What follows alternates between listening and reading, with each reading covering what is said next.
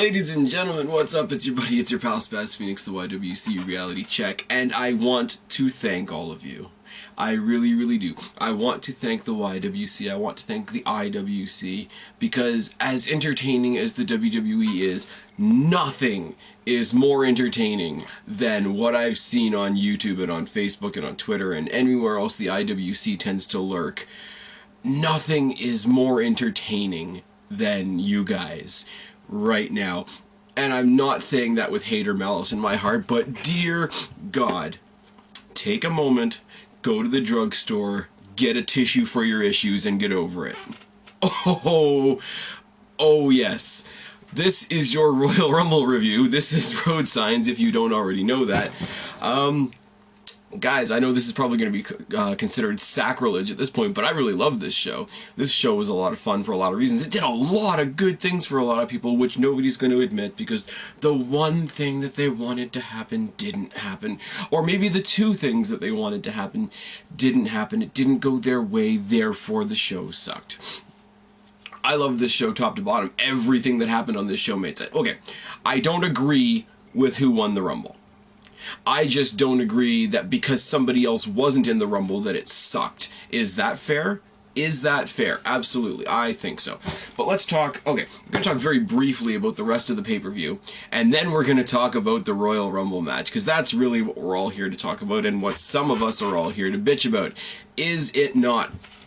We started with the pre-show with the Rhodes Brothers versus the New Age Outlaws, and nothing much to write home about. It was a solid match, nothing that really stuck out. As much as most people don't want to admit it, as much as the PG era apologists don't want to admit it, the New Age Outlaws look damn good for their age.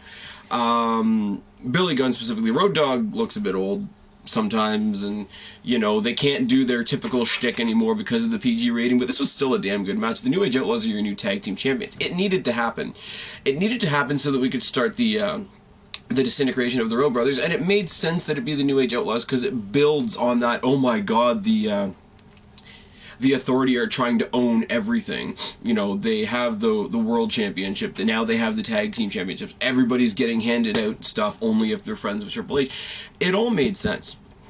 New Age Outlaws as Tag Team Champions for the 6th time, and I think they said they broke a record. It's really obscure that they said this, but they broke the record for the team with the longest period of time between championship reigns. Now, some might say that just proves how old they are. Some might say that just proves that they haven't lost a step.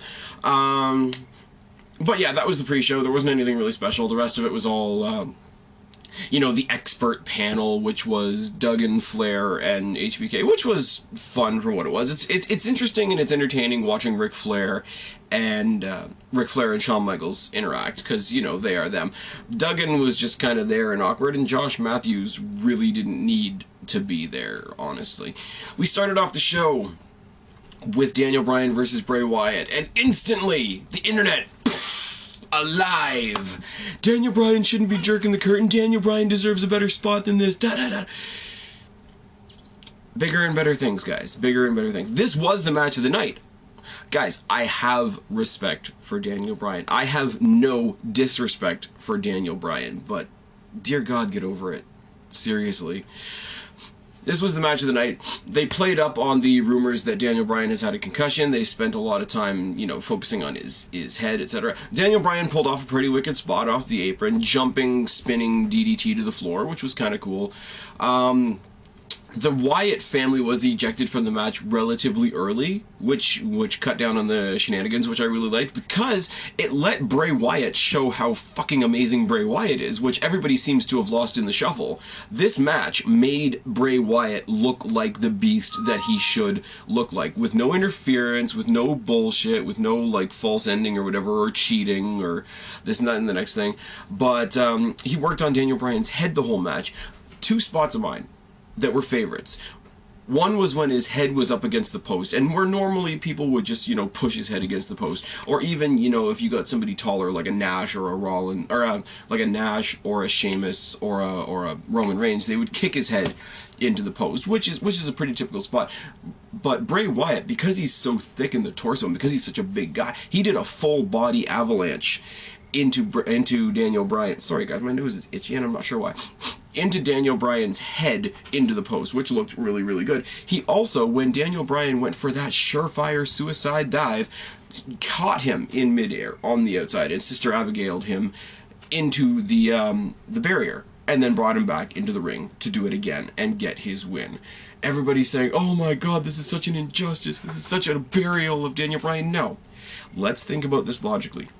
Daniel Bryan, as you are all crowing about right now, is already in the stratosphere. He's already way up here. Beating Bray Wyatt isn't going to make Daniel Bryan go any higher. But beating Daniel Bryan takes Bray Wyatt from here to here. Your boy is helping make other people look good. That is a credit to his skill in the ring. Would you not take that as a compliment? Oh yes. Honestly, easily match of the year candidate, for sure. Nothing else to say. Great match. Great match of the, most, how can I say this?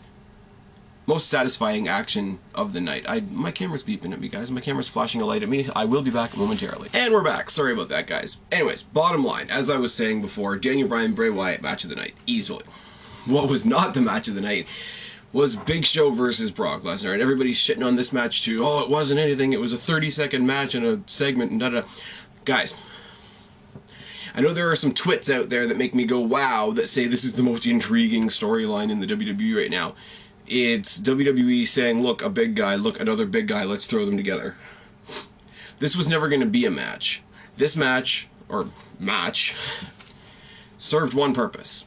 This was to introduce Brock Lesnar back to the WWE Universe in time for whatever WWE has planned for him at WrestleMania. That's all. The Big Show was a gigantic speed bump. So for Brock Lesnar to walk in almost insulted that he had to waste his time with this match was fantastic and perfect. And, you know, it was perpetuated, obviously, by Paul Heyman. Comes in there, beats down Big Show before the bell. The match actually starts.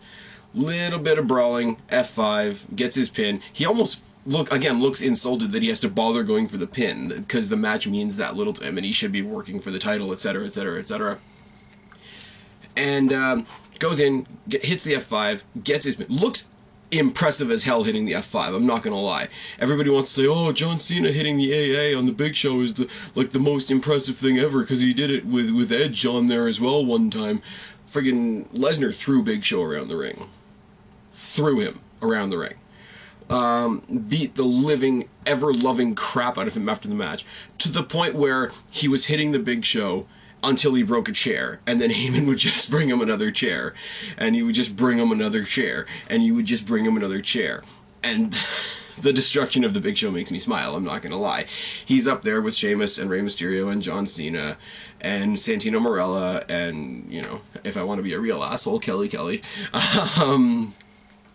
So that was that. It served its purpose, and what barely served its purpose was John Cena versus Randy Orton. John Cena versus Randy Orton was boring as sin. What made it was the crowd, as usual. And most of the crowd doesn't like Orton, and I don't like Cena, so between the two of us we can agree this was a boring as fuck match. They tried to do what Austin and Rock used to do, like exchanging finishers, using each other's finishers, and that sort of thing, and it played to silence. Yes, your boy Daniel Bryan got some cheers. You know who else got cheers? Fandango. You know who else got cheers? The commentators. You know who else got cheers? We got a "We Want Divas" chant. So yeah, your boy got cheered, which puts him on par with the Divas. Just saying.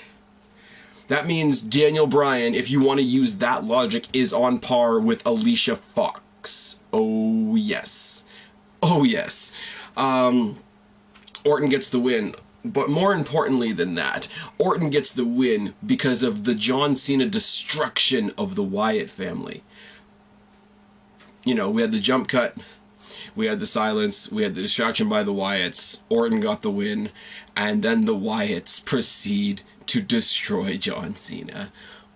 Oh, it made me a happy boy.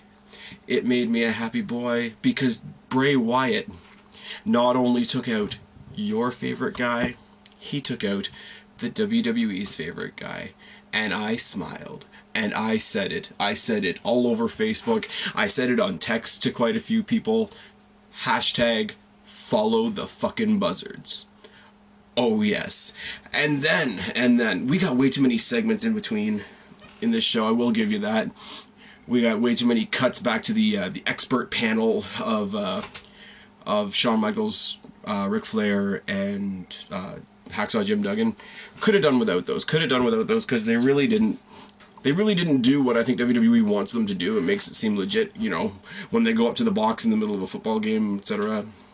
I think it's supposed to have that kind of effect. It just doesn't. What everybody wanted was the Rumble match. Oh, the Rumble match.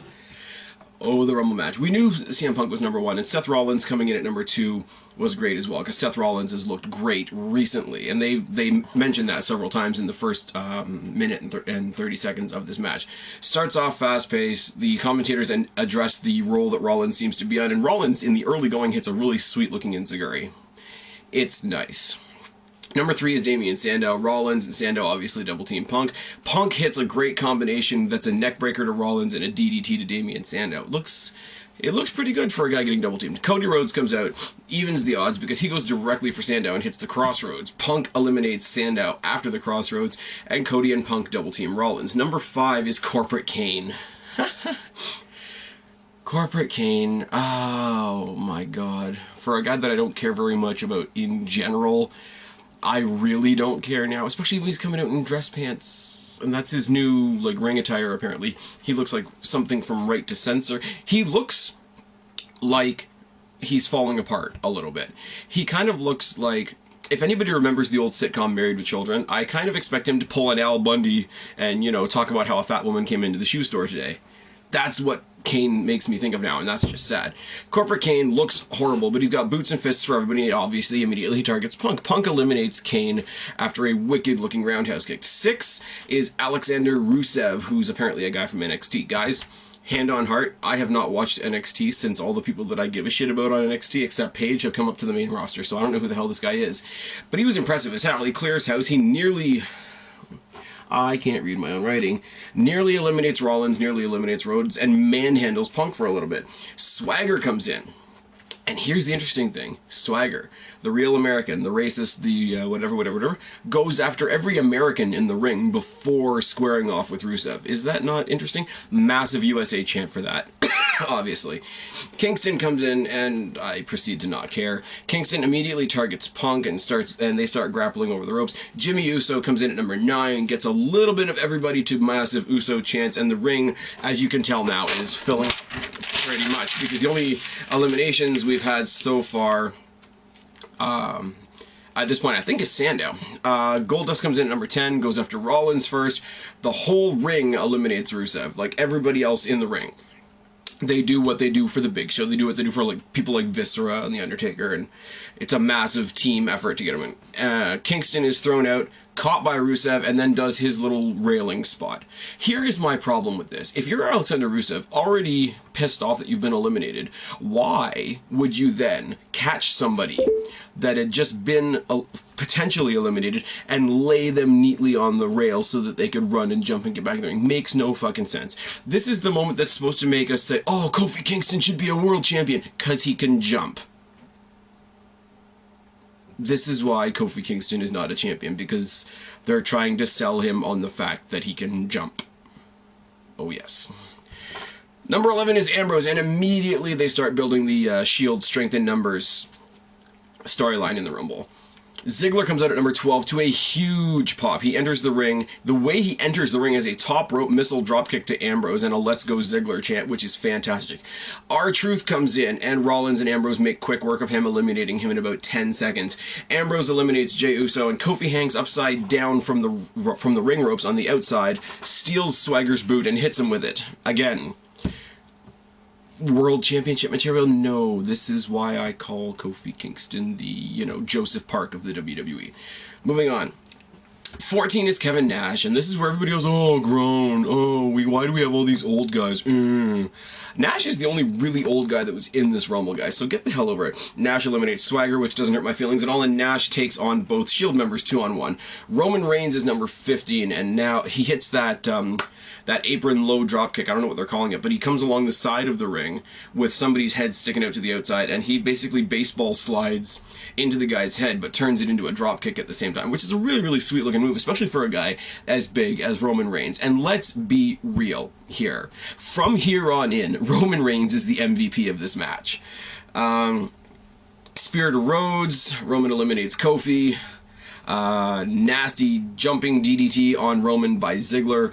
Roman responds with a gigantic spear, which makes me think somewhere along the way they could have a Ziggler-Roman match that would be really, really cool. Roman Reigns eliminates Ziggler and then eliminates Nash in short order. There we go. Great Khali comes out, and admittedly, I groan a little bit. Ambrose, seeing the Great Khali come down the ramp, rallies the Shield together. We had a Superman punch by Khali, and the Shield attacks Great Khali, punctuated by a Superman punch by Roman Reigns, and Roman Reigns single-handedly eliminates the Great Khali.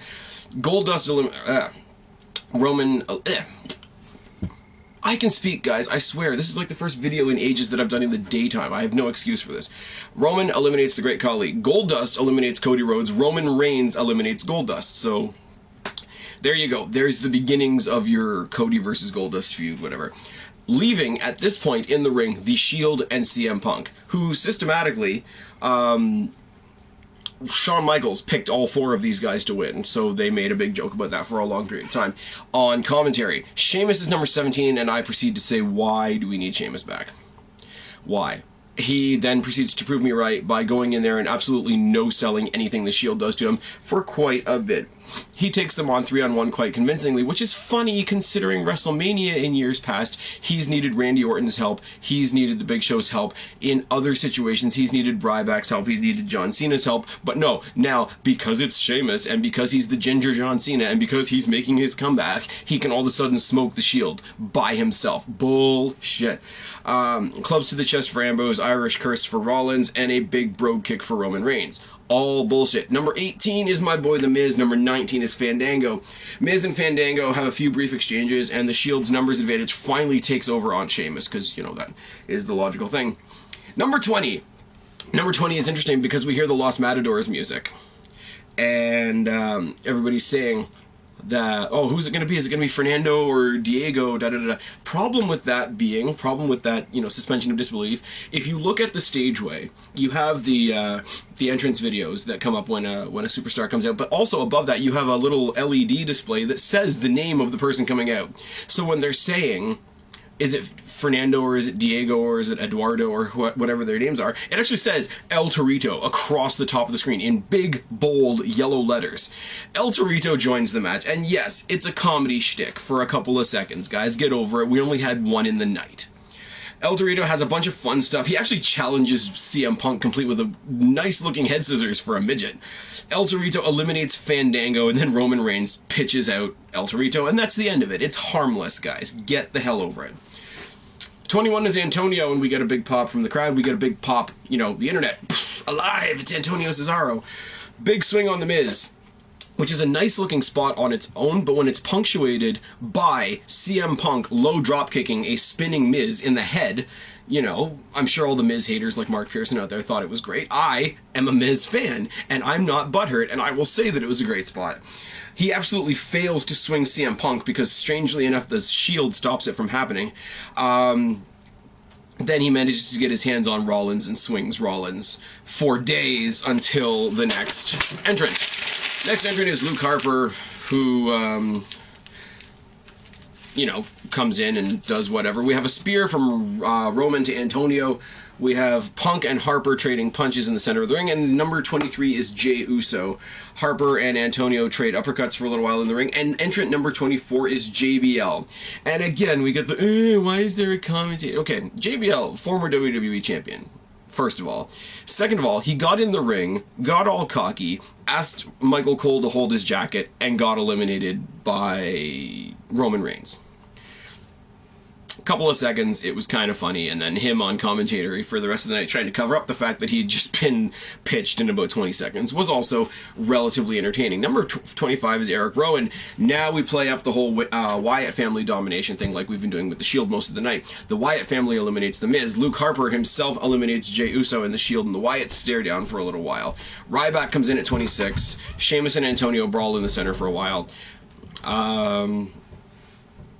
It's fine if Sheamus and Antonio Cesaro want to have a feud far, far, far away from the world title. I can deal with that, I guess. Number 27 is Alberto Del Rio, who starts off his efforts in the Rumble match with a nice corner enziguri to Ryback. Batista obviously follows him at 28. Floors everybody. The crowd boos like crazy. Batista eliminates Eric Rowan. Batista eliminates Ryback, and Batista eliminates Alberto Del Rio with one arm, which is kind of cool. It was a good looking spot. It looks like Alberto Del Rio tried for the cross arm breaker, and Batista basically shook him off out of the ring. But the stare down between Batista and Ryback was what you would expect, and Batista eliminating Rowan was, you know, Rowan's expendable in the Rumble as far as I'm concerned. 29 is Big E, who enters the Rumble with a big suplex to Batista, which was relatively, you know, impressive. Multiple rib breakers to Sheamus, and we are counting down to number 30. We are counting down to number 30, and I'm sitting there in my head, because I'm an asshole, and I'm like, I don't care. If it's anybody but Daniel Bryan, I'm going to laugh my ass off so hard. And then it started as we get down to, you know, 10, 9, yeah, yes, Daniel Bryan,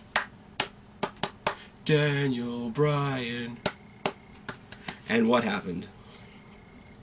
All the Daniel Bryan fans, all the smart marks, all the YWC, IWC that are up on their podium proclaiming to the world what WrestleMania is already going to be, because there's only one way that it can be. All of you, in succession, in unison, had your hearts ripped out your assholes when Rey Mysterio entered at number 30, and I laughed hard, because not only was there a massive chorus of boos in the arena, not only did the crowd basically drop this match as soon as they realized Daniel Bryan wasn't in it, but more than any other time I've seen in a long time, the internet, poof, alive. Oh yes. What makes it even more beautiful is all of this hatred was indirectly directed at Rey Mysterio, who can also suck a dick. But Rey Mysterio is your number 30 entrant. The only thing of note he does in this match is a truly horrible head scissor spot on CM Punk, which was just... I'd rather watch Cena pull off the Cena Can't Rana than this one little spot that he did with CM Punk. But Sheamus eliminates Big E, Rollins eliminates Rey Mysterio with a sweet, I don't know whether you'd call it a roundhouse kick or an enziguri because of the angle and whatnot, but a sweet kick nonetheless off the apron. Roman Reigns eliminates Luke Harper by Superman punching him off the apron. And then we have the Shield story of the night. As Ambrose tries to eliminate a distracted Roman Reigns, Rollins stops him. Ambrose and Rollins try to take out Antonio Cesaro instead. Roman Reigns, pissed as shit, and rightfully so, tosses out Antonio, Ambrose, and Rollins in one move. And at that point, it is announced that he is now tied with Kane's elimination record, which is also pretty cool. The final four are Punk, Roman, Batista, and Sheamus. Spinebuster from Batista on Roman Reigns, GTS from Punk to Roman Reigns. Kane returns and pulls out CM Punk and gives him a beatdown and chokeslams him through the announce table, so CM Punk is eliminated. Roman Reigns eliminates Sheamus, and it's announced that he has now officially broken the elimination record. The final two are Batista and Roman Reigns, which, for what it was short, but it was a nice little face-off. Batista spears Roman Reigns. Roman Reigns returns the favor with a spear of his own. Roman is about to eliminate Batista. Batista reverses, and Batista wins the Royal Rumble, and the internet proceeds to cry. They proceed to cry tears of joy that have sustained me until this morning. Oh yes, I am not a fan of the fact that Batista won this Rumble. I followed CM Punk through this whole match thinking, like you guys, that it was going to be CM Punk. You know, all the obstacles that have put it in the way. The number one obstacle, ironically enough, is him being number one in the Rumble. If he could overcome that, he could have a great story going into WrestleMania. CM Punk was eliminated And I got over it pretty quickly. And the one beautiful thing about this, and the one saving grace of this crowd for this show, is in those final moments after, you know, we knew we weren't getting Bryan, after Punk had been eliminated, after Sheamus had been eliminated, after everybody else had sort of fallen by the wayside, the crowd did rally behind Roman Reigns. And it showed. And it showed in how he performed in the last moments of this match, which I think is absolutely fantastic. Guys, I'm not saying that Batista was the best choice to win the Rumble, not by a long shot, but I'm not saying as well that WWE is going to die on its ass because they didn't do what you wanted or what I wanted. This was a good show. This did a phenomenal amount of stuff for a lot of people. I want to read you a message that I put in a couple of message boards on Facebook after this, because I got myself into a lot of heat, guys. Surprise, surprise. Can you believe people actually disagree with me? It happens, I promise you. But I posted this in the WrestleManiacs page, which people should all check out. Dave Anderson and all the people over there are really great. I posted it in my own group, which is the Wrestling Realm, and I posted it in the newer group that I've joined, which is Pro Wrestling is Taking Over Facebook, which is another great group, which you guys should all check out. I said, I want to know everybody's thoughts on the Rumble match. Not the conclusion, but the match itself. Now, consider, we only had one old-timer in Kevin Nash, which could have been a lot worse. He wasn't around that long. We only had one comedy entrant, which was El Torito, which was, for what it was actually done relatively well and didn't last very long.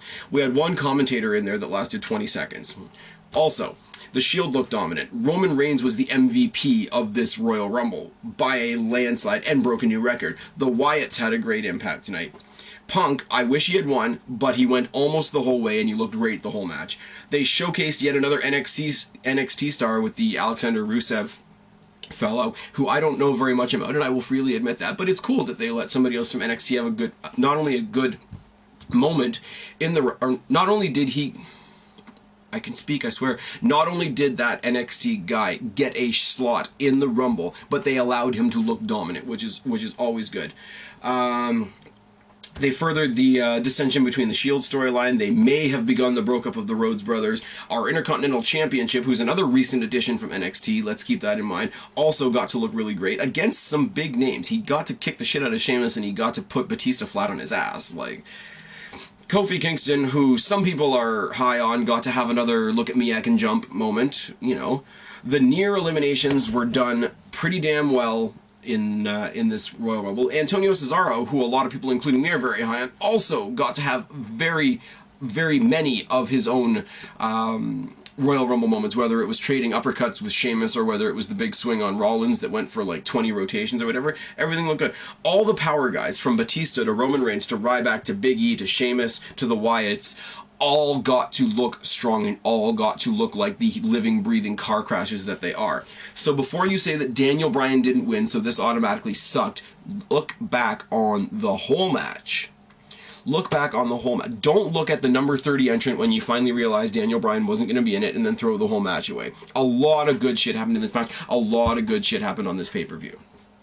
You know, Brock Lesnar got built up for whatever he's doing at the Rumble. Fantastic. Bray Wyatt looks like $1 million. He destroyed your boy and then he destroyed John Cena. Randy Orton is still the champion, which always is going to make me smile. The New Age Outlaws as the tag team champions is going to be entertaining, if nothing else. And the Rumble match itself was good, guys. I'm not going to say it was the best ever, but it's the best Rumble from beginning to end that I have seen in a long-ass time. So you can keep bitching if you want.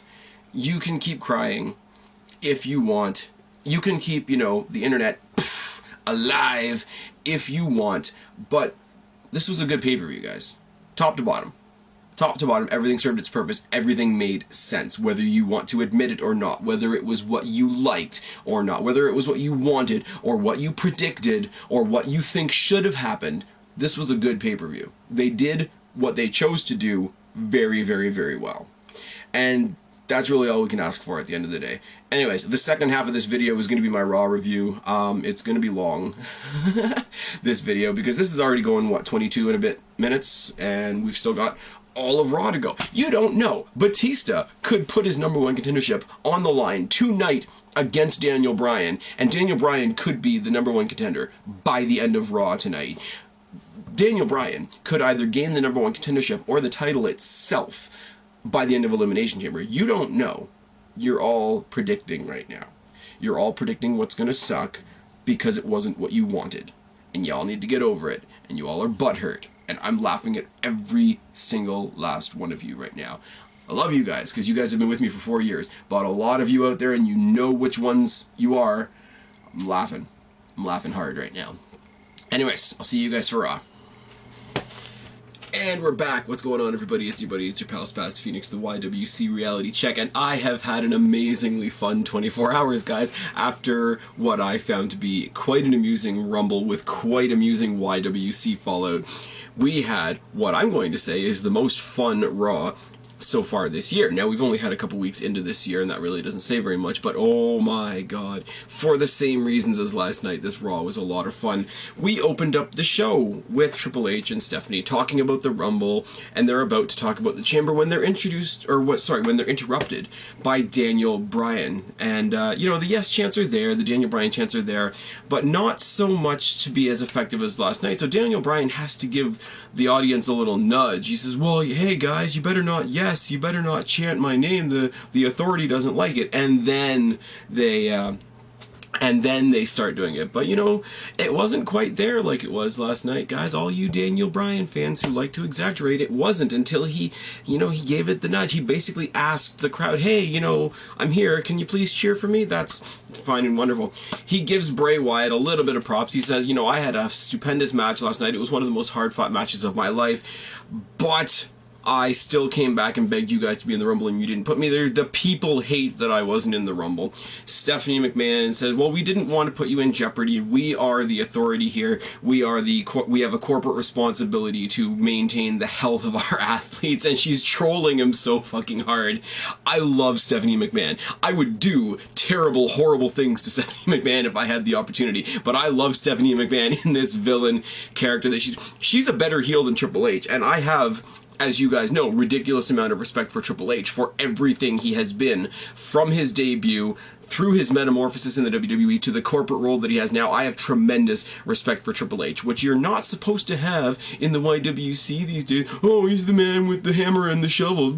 Well, suck it up. He's the next Vince McMahon, so you might as well get used to him. But Steph, at this current time, is a better heel than Triple H, and I have no problem saying that whatsoever. Brian says, oh, it's bullshit, you know, you don't care about me, you put me in all these horrible, horrible matches and whatever, and Stephanie responds with, yeah, we might not care just about you, we have to care about everybody. It's you that cares about just yourself and nobody else. Brian asks the crowd who they came to see, asks, you know, if they came to see Triple H, if they came to see Randy Orton, Again, he has to pull to elicit that response from the crowd, so it's not as natural as it was last night. It's not as natural as you all thought it was going to be carrying into Raw tonight. Basically, Daniel Bryan spends this entire promo asking / demanding to be put in the Elimination Chamber match and complaining and whining and bitching. And I'm not saying, before everybody gets up on their high horse, I'm not trying to be that one sore thumb that sticks out, you know, big Daniel Bryan hater. I like Daniel Bryan. Daniel Bryan is over like Rover. I get it. He's a tremendous athlete. I get it. But this ain't getting it done. I'm sorry, guys. Triple H, Stephanie needs to get out of the way right now because neither one of us is leaving the ring until you add me to that chamber match. And Triple H basically says with the you know, the cocky administrative smile on his face, well, that's interesting because you're about to be not alone in this ring. The Shield music comes on. Daniel Bryan runs out of the ring to get a chair. He gets the crap kicked out of him by the Shield, and he's saved and buried by Sheamus and John Cena because they have to protect him like some whiny, scraggly little brother, do they not? It's funny. And that's the end of the segment. Hashtag buried by Cena and Sheamus. Why is Sheamus back? Why is Cena still there? These are questions for another time. But as far as this being the Daniel Bryan show, that pretty much put the end to that, did it not? We will hear from Randy Orton later tonight. That's it. Big old graphic says Randy Orton's going to be here later. Well, he's the champion, so I would have already assumed that he'd be there later. You know, the WWE graphics guy needed something to do. That's fine and wonderful. We come back from break, we hear, surprise, surprise, that, you know, Team Cena, consisting of Cena, Sheamus, and Daniel Bryan, will be taking on the Shield. But not only will they be taking on the Shield, the winner of this 3-on-3 match, all three members of the winning team will be in the Elimination Chamber. In my head, I'm like, okay, Daniel Bryan's going to be involved in the chamber. He ain't gonna win, but he's gonna be in the chamber, which means his team is going to win. Sorry, guys.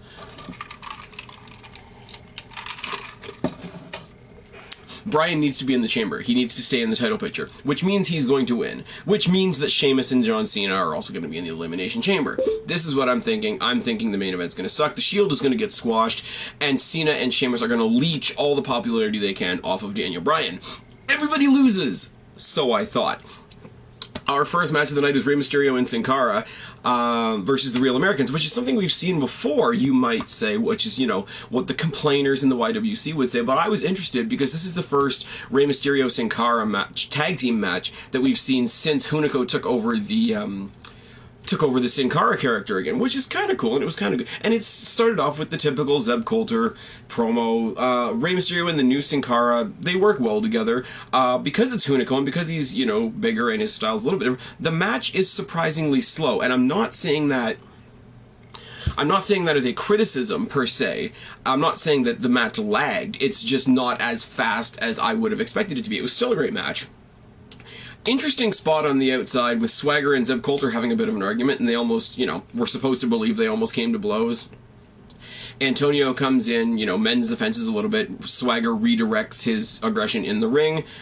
They continue to have a great match with the Luchadors. Eventually, a sweet-looking uppercut and a neutralizer from Cesaro on Sin Cara gets the Real Americans the win. What I like about this is, even though Jack Swagger was distracted by his issues with his own manager on the outside, he rallied, he came back, the heels won clean and decisively and dominantly. And there wasn't any shenanigans, there wasn't any, you know, steel chair or Zeb Coulter doing much. The heels won clean, which doesn't happen very often, and this was a good match. I'm not a fan of Rey Mysterio. I like Hunico as Sin Cara, but I'd like to keep him as a singles guy. The Real Americans looked phenomenal. They looked phenomenal in the Rumble last night. They had to recover from all the burial they got from Big Show a couple weeks ago, so this is the right way to do it. And, you know, with the Real Americans being, you know, the racist, xenophobic characters that they are, it made sense to get a win like this over the Luchadors, over the Mexicans, over the illegal immigrants, as Zeb Coulter would say, which is fine and wonderful.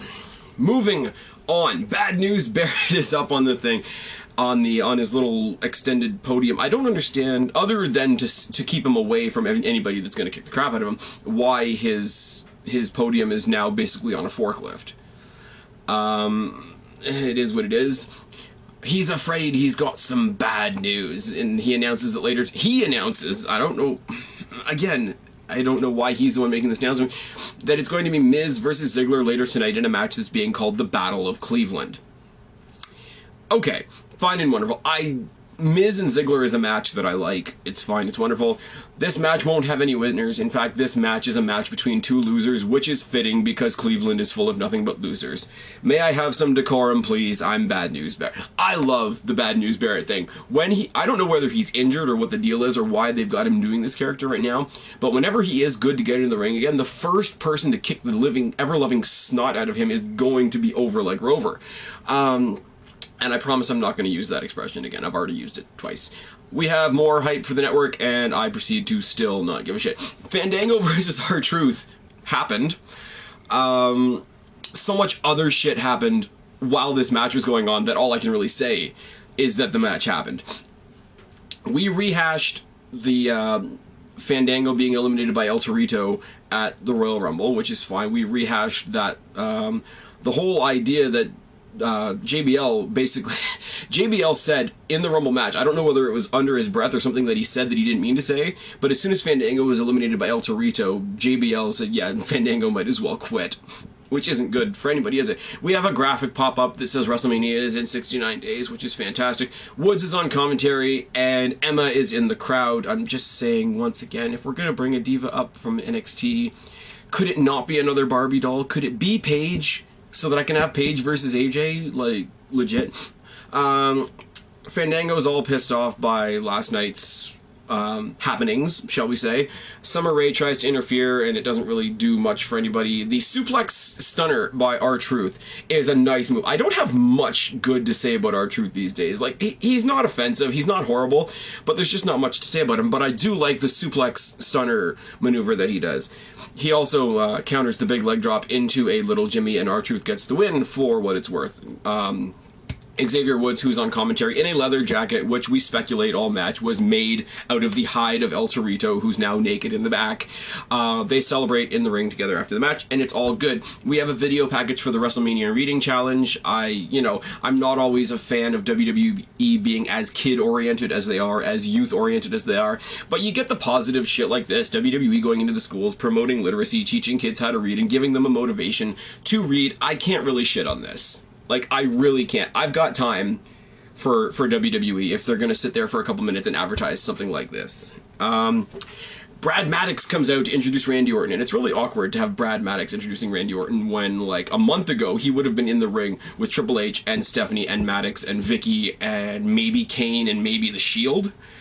Now his whole fanfare is Brad Maddox, which is awkward. He comes out, the very first thing he says is, the champ is here, which is always going to make me smile, because fuck you, John Cena, LOL. We've got the Daniel Bryan chants from the Butthurt fans. He brags about beating Cena, and he talks about how in 4 weeks I have to defend my title in the chamber, and that is garbage. I should be protected more. I am the champion of champions, the face of the WWE. The authority is basically letting me down. Batista comes out, gives him a very sarcastic congratulations, reminds him that I'm there for that, and that it's not personal. Name drops a bunch of other people. He says, I'm there for that no matter who's carrying it. Whether it's you, whether it's Orton, whether it's Daniel Bryan, whether it's Brock Lesnar, or anybody else that happens to come out of the Royal Rumble. This brings out Brock Lesnar, and I proceed to become a happy kid. Oh, yes, because it means we get Heyman on the microphone. Heyman has a little conflict, and this is where it becomes, this is why Brad Maddox is here. Heyman and Maddox kind of have a conversation. Can you please, I've been authorized by my client Brock Lesnar to inform you to go back and inform the authority that my client Brock Lesnar is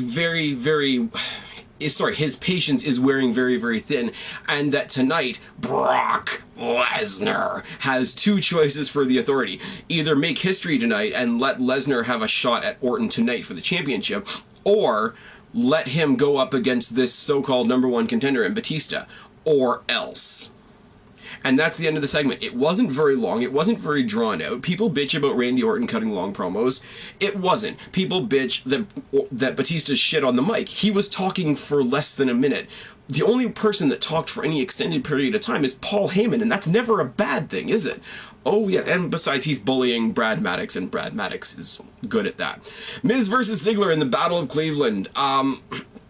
I'm not going to go into the detail on this match. It was a great match. I love watching these guys have a match. There's no stakes to it. It wasn't a #1 contenders match. It wasn't for a title.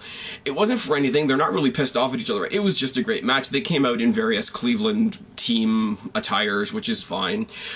Miz got in the figure 4, which I'm sure pissed off all the smart marks. They had a couple near falls in a row, and eventually Ziggler hits a whiplash-inducing zigzag, I should say, on the Miz, and Ziggler gets the win. I'm supposedly the big dumbass Miz Mark, which, I'm a fan of the Miz, and I make no apologies for it. Mark Pearson can suck a dick, which I'm sure he already does. I'm also a fan of Ziggler. I'm happy that Ziggler got a win. There we go. A little unbiased commentary from myself. What's not unbiased whatsoever is Ryback versus the Usos. Ryback is horrible. Individually, they are horrible. Collectively, they are horrible. Collectively, without Paul Heyman, they are a cancer on the tag team division. There's a whole lot of double teaming. There's one kind of cool thing that Ryback does at the beginning of the match, and that's picking up one of the Usos, carrying him on his shoulder, and spearing him from corner to corner to corner to corner.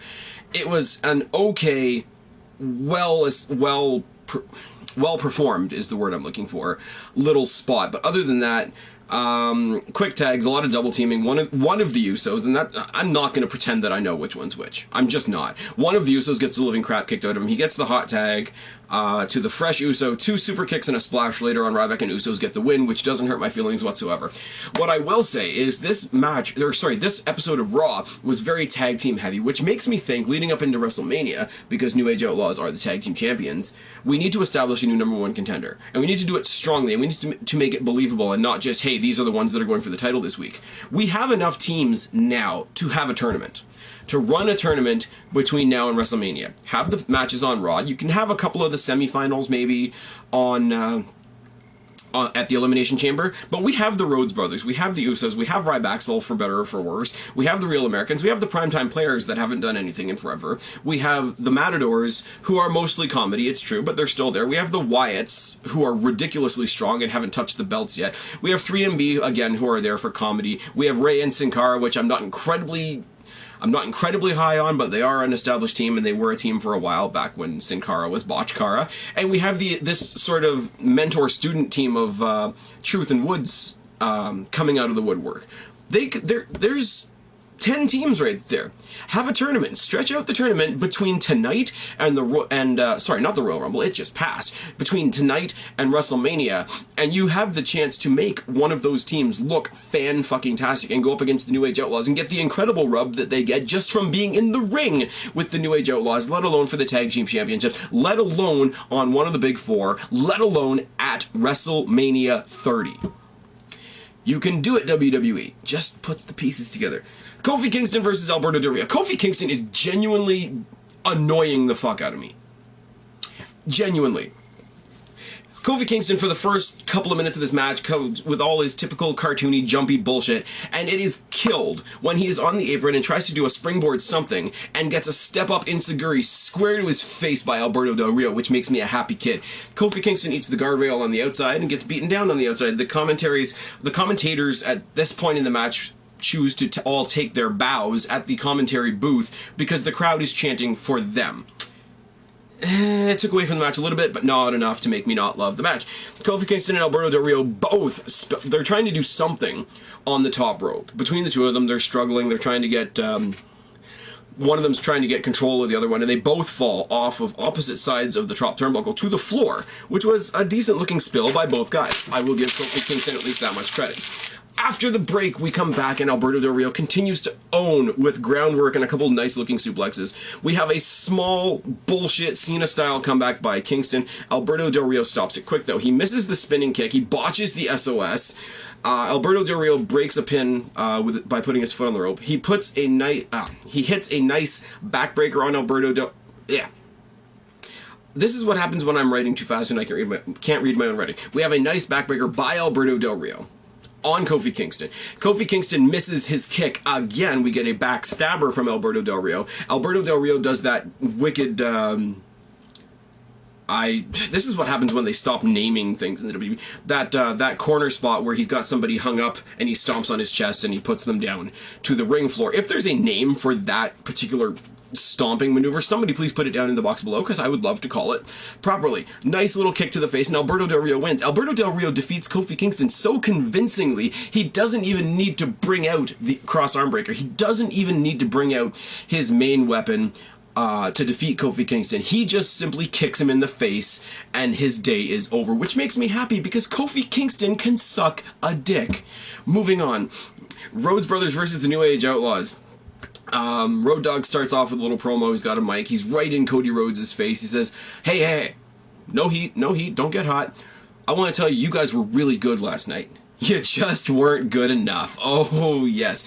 Goldust and Billy Gunn start this match, and they are faster than you would predict. Same thing when you have Goldust and the Road Dogg. For anybody that's out there saying, and specifically about Batista, that, oh, we can't have all these old guys taking him all this space. Look at this match right here. They ain't lost a step, really. I mean, they've lost a step in the fact that they're almost 50. But for almost 50, they're still trucking along, and it's fine. And Cody Rhodes grounds the Road Dogg, who bails out to the outside of the ring. And Cody Rhodes is kind of awesome because he basically leaps up on the ropes and says, get your old asses back in this ring. And it's some great intensity from Cody Rhodes, which I found a lot of fun as well. Great dropkick from Cody Rhodes on the Road Dogg. But again, Cody Rhodes always pulls off a nice dropkick. And why are you beeping at me while I'm trying to do a video? Fuck off, I'm doing a video. Big boot from Billy Gunn to Goldust. Cody Rhodes misses the disaster kick and eats a nasty-looking clothesline from Billy Gunn. But none of this matters, because then we hear Brock Lesnar's music again. Out comes Brock Lesnar. Out comes Paul Heyman like the cat that just ate the canary, waddling behind Brock Lesnar. New Age Outlaws are smart. They bail. Cody Rhodes eats an F5. Goldust eats an F5. Your trail towards getting your tag team championships back is done. At this point, I'm sitting there with a big shit-eating grin on my face, and Paul Heyman grabs the microphone with a very simple message. we gave the Authority the chance to either book Lesnar versus Batista or Lesnar versus Orton. Tonight, they chose option C. They chose to book Brock Lesnar versus no one. And this is what happens when the beast incarnate, Brock Lesnar, doesn't get what he wants. And then Brock Lesnar proceeds to destroy the Rhodes Dynasty and destroy the chairs that he's using to destroy the Rhodes Dynasty. And that's it. And it just is so good. So good. Anything Lesnar... Okay, I know I've said my fair share, and there's a bunch of crap stuck in my clipboard again, which you guys don't really care about. I know I've said my fair share about part-time guys. Lesnar, when he is there, is bringing his fucking A game, and Heyman at his side is picture perfect. We have a commercial for the Elimination Chamber, and am I the only one that thinks Stephanie McMahon, or a little kid playing young Stephanie McMahon, playing with a dollhouse, transitioning to Stephanie McMahon locking the door of the Elimination Chamber, is weird? Is really weird looking. Because there's a look on Stephanie McMahon's face when she's talking about the Elimination Chamber that's undiscernible and kind of unnerving. It brings to mind the idea that if there was ever a Divas Elimination Chamber, I wonder what would happen. But that's it. Speaking of the Divas, we had a lame waste of time 4-on-4 Divas match, which consisted of AJ, Tamina, Oksana, and Alicia Fox versus the Bellas and the Funkadactyls. Again, the main spot of this match was 7 of the 8 participants all locked up all at once, and they did this big, botchy-looking 7-person suplex spot. What I don't like is Naomi, who's apparently the next big thing in the Divas division. Oh, good lord, I hope not. Beating AJ Lee off of the rear view. So basically, taking a page out of the book of Rikishi, I'm going to stick my ass in your face, and then I'm going to pin your champion, who's done more for the Divas division in the past couple years than anybody else any of you can mention. I dare you to argue me on that one. I dare you to argue me on that one. Who has done more for the Divas division in the past, say, 3 years? Who has brought more relevance to that title in the past 3, I would say maybe even 4 years, than AJ Lee? I'm just saying. We have the Hall of Fame induction announcement. We already have the Warrior in there, and now we have Jake the Snake Roberts. It's all good. It's not only a reflection of, you know, his legendary status, his contributions during his career, but it's really a homecoming for Jake the Snake Roberts, who's had his fair share of qualms with the WWE, and it kind of goes hand in hand with him conquering his personal demons, his substance abuse, etc. All the DDP yoga and all that can be all tied into it, and it's all good.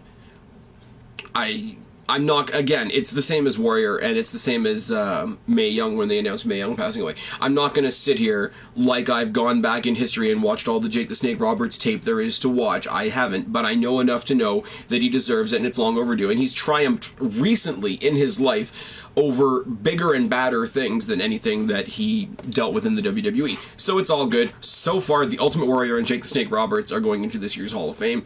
And it's all good. We have more shilling of the WWE Network, and I proceed to still not give a crap. We get the announcement that Christian is returning on Friday. Why couldn't he have returned in the Rumble? Just saying, we could have done without the Great Khali. Sheamus, Cena, and Daniel Bryan versus The Shield for the Elimination Chamber qualifying match.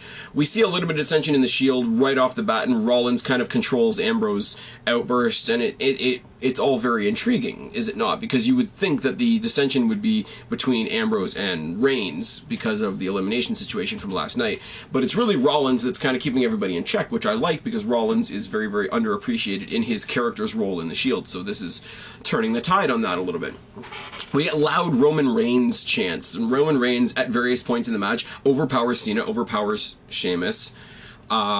Sheamus bullshit owns Rollins as soon as Rollins is. This is how you can tell they're pushing Roman Reigns, because they let the typical guys, the Breakfast Club as some people call them, own the hell out of Rollins and Ambrose at various points in this match, but Roman is allowed to look really good against them. Rollins eventually does come back and he takes out Sheamus at the knee, which is a really, really nice spot. Sheamus no-sells the offense from Ambrose once Ambrose is the legal man. And then Bryan tags in and the crowd loses their shit. This was a weird match to watch, because when Bryan wasn't in the ring, they were either chanting for him to get in the ring, or they were chanting for the Shield, or they were cheering for anything the Shield did. As soon as Bryan came in, they switched their loyalty, depending on who the legal man was, from Team Cena. So the dynamic of the crowd was kind of weird. Roman's baseball slide dropkick thing that he does on the apron did to John Cena once again. He also hit him with the Superman punch to Super Cena, and I think it's funny, Lawler caught himself because he almost realized what he said when he says, Reigns with the Superman punch to Cena, and isn't that appropriate? Which is great. He misses the spear, which is a horrible looking spot because he goes head first out of the ring and hits ground, and he looks like he hits his face, but what he sells is his leg, which is also very, very interesting. He manages to collect himself and still shoulder tackle Cena before he's able to get a tag in. Shield owns Cena for a good long time and makes me a happy boy. Bryan comes in, and I'm sorry, as much as everybody bitches about Cena getting overbooked, and I agree, Sheamus getting overbooked and made to look like Superman, and I agree, they gave Bryan a Superman spot in this match because he gets tagged in and he gets to own the whole Shield. Fuck off. Again, guys, I'm not saying that Daniel Bryan is not phenomenal, but fuck off. Really. Bryan and Rollins go at it for a little bit. Rollins hits the turnbuckle powerbomb on Daniel Bryan, which is always a beautiful looking move because it's a dirty looking move, and I like it. They hit the mid-ring collision spot at one point in time, and Cena has the STF on Roman Reigns. Roman Reigns doesn't reach for the rope. Roman Reigns doesn't call out to one of his friends to break the STF. Roman Reigns, under his own power, says, fuck you, John Cena, and breaks out of the STF. Makes me a happy boy. Then the lights go out. Because I said before this match, after what happened at the championship match last night, after Wyatt's interference in the Cena-Orton match, and the Wyatt family's beatdown of Cena afterwards, we haven't had a bullshit I will rise above promo from John Cena all night. We also haven't seen a celebratory, cocky, creepy promo from the Wyatts yet. And I said on Facebook at one point, is it bothering anybody else that we haven't seen the Wyatts yet? The lights come back up, and the Wyatts beat the ever-loving hell out of Team Cena. Team Cena, here's where it gets good, guys. Here's where it gets good and horrible. Team Cena wins by disqualification. Team Cena have all qualified for the Elimination Chamber by disqualification, which means that not only have Sheamus and Cena earned their spots in the Chamber, which means the Chamber gets brought down 2 notches, but all the Daniel Bryan fans that were so behind Daniel Bryan, and he's gonna get to the title on his own merits, and da-da-da-da. Daniel Bryan qualified for the Elimination Chamber match that he's not going to win via disqualification because of the current John Cena storyline. Oh yes, Daniel Bryan's minute in the sun, at least for this week, is fucking done. So, do I like that these guys won by disqualification? No. Do I like that this is how Bryan got the spot that he actually should have? No. Do I like that Sheamus and Cena are going to be in the Chamber match? No. Do I like that any of that was accomplished by disqualification? No. But what I do like is that this solidifies to me that Cena's not winning the title. This solidifies to me 99% that we're getting Wyatt versus Cena at WrestleMania. This also solidifies to me because Team Cena won by disqualification and got their way into the Chamber, and the Shield didn't. This is how we get to what the YWC has been asking for a long time. This is how you get Shield versus the Wyatts at WrestleMania without turning one of the teams face. The Shield is pissed. And even Michael Cole sold it. He said, you know, the Shield has got to be pissed off at the Wyatts, and I don't blame them. So yes, moving forward, Cena's not going to win the championship. Bryan is not going to win the championship. You guys are going to keep crying. I'm still saying we're going to get Batista versus Orton at WrestleMania, and I'm okay with that until they actually give me the shitty match that all of you are predicting that they're going to give. I'm okay with that. I really am, because yeah, Batista's been gone for 4 years, but the story of Batista and Orton is a lot older than 4 years, is it not? There's a lot of stuff being set in place for WrestleMania. This also solves another problem, because the past couple of years at the Royal Rumble, or not at the Royal Rumble, WrestleMania, I'm going to stop doing that, I promise. We've said that a lot of the stories get thrown together at the last minute. A lot of stories have been started or seeded or just sporadically started from the Rumble, from the Raws before the Rumble, from tonight, like I said, we could have the dissension in the Shield. We could have the Shield versus the Wyatts. We could have the Rhodeses versus each other. We could have a Rhodes revenge story against the Authority in some other kind of way. We could have all kinds of things, and they've already started on and before the Rumble. That's a hell of a lot more build than the WrestleMania matches usually get, is it not? Is this not a lot of the things that we've been asking for year after year after year after year, so that the WrestleMania doesn't look so patchwork and doesn't look so last minute and doesn't look so thrown together? So, what we have so far for Elimination Chamber is Orton, Cena, Bryan, and Sheamus in the Elimination Chamber. My last two predictions, some way or another, Punk is going to get into the Elimination Chamber, and when that happens, the Authority is going to put Kane in there. For two reasons. It's going to go back old Evolution style. Hey, we need more than one member of our team in there to protect the champion.